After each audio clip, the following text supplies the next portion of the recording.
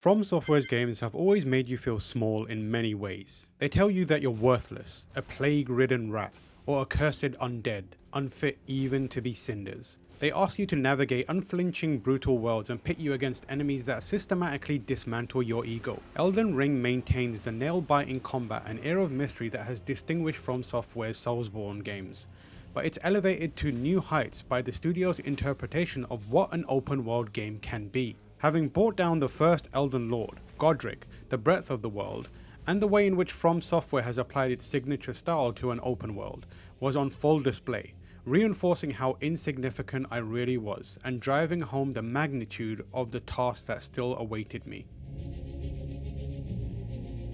Standing on the edge of a cliffside in Liurnia of the Lakes, the area beyond Godric's arena, I took in the world laid out in front of me.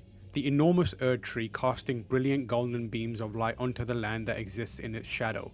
The sharp peaks of a distant mountain that look like claws tearing at the sky. A castle standing proudly amidst ruins. A forest blanketed in an ominous fog. It was all overwhelming, and none of the hardships I'd experienced in Demon Souls, Dark Souls, Bloodborne or Sekiro have come close to making me feel as small. At the same time, I was overcome with excitement for what the lands between had in store for me, and all the seemingly insurmountable battles awaiting, and it did not disappoint. Elden Ring is From Software's crowning achievement in world design, epic in scale and scope. But what makes it special isn't just how visually stunning it all is, or that its open world is vast, rich in detail, and teeming with possibilities. Instead, it's how the studio has applied its own esoteric design principles to deliver an experience that feels fresh, elegant, and uniquely From Software. The game's core pillars are built on the same strong action and role-playing foundations as previous titles, while offering more freedom to explore than ever before. Elden Ring is an open world game entirely in a category of its own. That delicate orchestration of highs and lows and the build up and release of tension that From Software has mastered, coupled with the thrill of freeform exploration and discovery, is an intoxicating cocktail of game design. A key part of From Software's design ethos is to strip down to the essentials, and in Elden Ring that process strengthens exploration and discovery, the heart and soul of the experience. The studio's games typically give the player very little while asking a lot, and Elden Ring is the most obtuse and demanding of its games so far. This is largely because everything you've come to expect from modern day open world games is absent. For instance, there's no map until you find an item that reveals the topography of a region.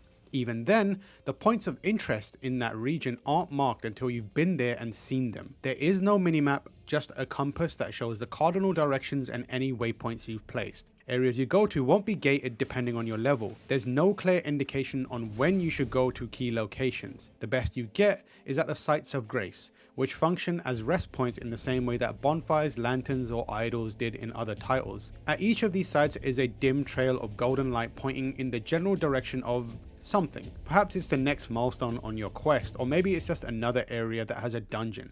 The only way to find out is to make the journey. The challenge for From Software lies in the friction between the studio's design hallmarks and the expected conventions of a genre filled with games that try to be all things to everyone. And although the execution is an unmitigated success, one thing's for sure: Elden Ring is not a smooth-edged, one-size-fits-all kind of experience that will accommodate everyone.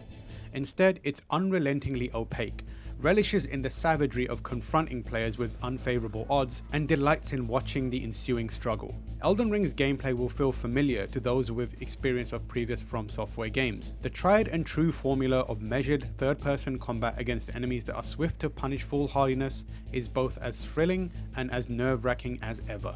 From Software has added some new gameplay wrinkles to its Soulsborne formula this time. Most notable is a jump, which has been pulled out from the more dynamic movement style of Sekiro. This is useful not just for traversal, but also for performing a leaping strike that can break through an enemy's defense and create a critical strike opportunity. Another new mechanic is the ability to strike back after blocking an enemy's attack with a heavy counter, dealing a good amount of damage. The heavy counter has some of the satisfaction of Bloodborne's gunshot and visceral combo, though it's not as gratifyingly dramatic. While it's easy to rely on it, a great deal of strategy is still needed to perfectly execute it, as an enemy's quick follow-up strike could cut you down before you've initiated the counter. The new gameplay mechanics certainly provide more options against tough foes, but they still require the player to know their opponent and carefully select their moments. The last major addition is Spirit Ashes, which allow the player to summon upgradable AI-controlled fighters to their side. Of course, there are restrictions around summoning them, as spirit ashes can only be used in specific locations and only once per life. They're also susceptible to being killed by more powerful enemies, making them better equipped for pulling aggro than securing victories. These kind of thoughtful tweaks extend to the checkpointing system, which is a little more lenient to accommodate the open nature of the game. Instead of being returned to a site of grace when killed, the open world is littered with small statues called Stakes of Marika. These can usually be found around particularly challenging areas, whether that's because there's a group of enemies in a fortified location or a singular mini-boss that must be faced in one of the many heart-pounding, soul-crushing and utterly confidence-destroying encounters. This addition is more of a necessity for taking out the frustrations of having to travel large distances in an open world. The challenges the Stakes of Marika precede are no less forgiving. Elden Ring is undoubtedly difficult, much harder than any of From Software's previous games, and while a great deal of that is owed to the challenging bosses and enemies, a significant amount is also because of the freedom the game offers the player. It doesn't tell you where to go in any way, so it can be very easy to find yourself in places that are too difficult for you to navigate. Instead, it just trusts you to assess the situation and consider your own capabilities, both as a player and a character. Then decide if you should return to a place that is more manageable and continue building your character up to come back later. Some, like me, will fall hopelessly in love with the thrill of blindly wandering into a corner of the map and being ruthlessly murdered for hours on end, just to walk away with little more than the satisfaction that I kept picking myself up and eventually emerged victorious, albeit battered and bruised. Others, however, will find the idea of navigating a perilous catacomb down to its deepest depths while braving all manner of horrifying creatures just for a few measly crafting materials to be the epitome of unrewarding. But either way, there's a boldness to the approach that deserves to be respected. The Lands Between is no less content rich than many of its open world contemporaries, and it offers much to do. In fact, it's an immensely large game that is bursting with activities to undertake. In the starting area of Limgrave alone, there are numerous caves, tunnels, ruins, catacombs, shacks, and encampments to find. These may not always lead to meaningful progress in becoming an Elden Lord or advancing a key questline, but none of it felt superfluous or boring. This is because what these activities offer is far more meaningful. A gameplay loop that sparks a curiosity to uncover the secrets that the Lands Between hold, and the raw satisfaction of discovery. Discovering things to do is as intensely satisfying as doing them, and that is what Elden Ring is predicated upon. The same sense of growth and satisfaction that comes from conquering Lordran or becoming completely at home in Yharnam is present as you brave the Lands Between. What once struck fear into your heart becomes trivial as you venture deeper and spend ruins to level up and grow stronger. It shouldn't come as a surprise that a From Software game isn't quick to dish out rewards and praise for tasks you undertake. Instead, the most valuable rewards are intangible and internal. A sense of personal growth that comes from your mastery of mechanics and domination of the world's vicious denizens, or the feeling of journeying through this inhospitable land as a cartographer, poking into its various nooks and crannies and seeing what lurks there. There are countless moments that will catch you off guard and fuel that desire to explore. On one occasion, I travelled to a remote shack where a war master had taken up residence. He had always been there, but this was my first time visiting at night, and he wasn't in the shack. When I approached it, a cloud of red appeared, and from within, a knight menacingly stepped out to do battle. It proceeded to wipe the floor with me, but considering it was telekinetically wielding a large spectral blade, I'd say it had a bit of an advantage. This was one of many moments just like it that made my mind race with possibilities.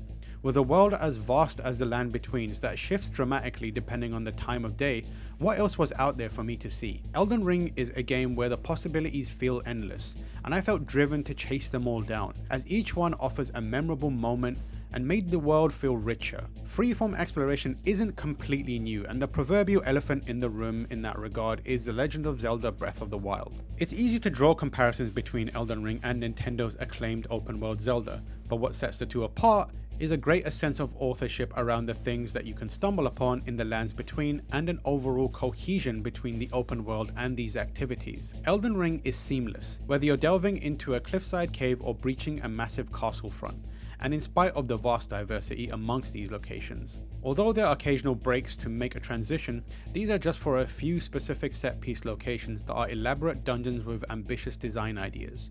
Think of it as going from Hemwick Charnel Lane to Canehurst Castle in Bloodborne. While the open world represents a newer Soulsborne gameplay experience that prioritizes freedom and player agency, there are also numerous key locations that are more in line with the enclosed, directed areas of previous games. Stormveil Castle, Redmane Castle, and Raya Lucaria, among others, are where From Software continues to do what it does best: create visually arresting locations that are intricately designed to loop and weave in on themselves in a way that makes navigating through them as joyous as it is perilous. Each of the key locations in the game has a distinct atmosphere, aesthetic, and vibe, and I found it impossible not to marvel at the craftsmanship on show. This is the kind of game where you have to stop to see the sights, even when the sights are grotesque creatures that make you worry about the minds that created them. There are areas of Elden Ring's world that feel as genuinely terrifying as Bloodborne, like Caelid, where the river runs the color of copper, fissures erupt like bursting arteries, trees are shriveled and curled like the hands of an ancient witch, and a blood-red sky stretches as far as the eye can see. But hop on Torrent, your spectral steed, and ride west to Limgrave, and you'll realize that the lands between isn't entirely a world on the brink of collapse with life about to be snuffed out.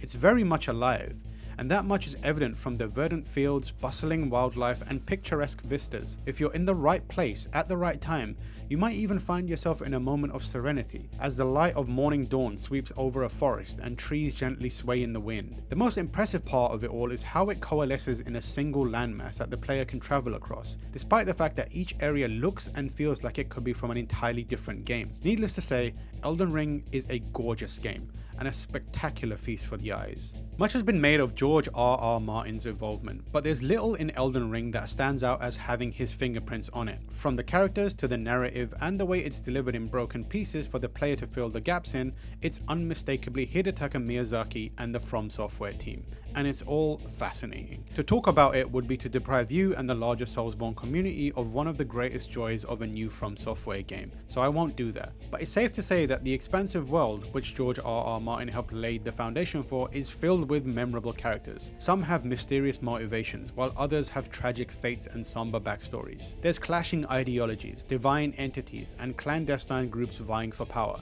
All the pieces and item descriptions needed to supercharge the From Software lore video industrial complex are there. I have just a small grasp of everything going on, and I cannot wait for the larger community to get involved so we can all piece it together as a collective. Elden Ring is a game that I firmly believe was designed to be a communal experience. Not because it has online co-op, but because there are so many things in the game to discover that it will undoubtedly encourage speaking feverishly into the wee hours of things seen and places discovered. The community that has already emerged around the game reminds me of when Demon's Souls was first released, and players took to forums to share their experiences and guide each other through the game. That kind of galvanization around a game is truly special, and only possible here because of From Software's decision to pull back on what it tells the player, while trusting that they will find their own sense of adventure, chase their curiosities, and engage in jolly cooperation. In a genre that's become wrought with bloated and over-designed games, Elden Ring is defiantly contrarian in almost every way. Its commitment to design by subtraction and to placing the responsibility of charting a path through its world entirely on the player makes it stand head and shoulders above other open world titles. Elden Ring takes the shards of what came before and forges them into something that will go down in history as one of the all-time greats. A triumph in design and creativity, and an open world game that distinguishes itself for what it doesn't do as much as what it does.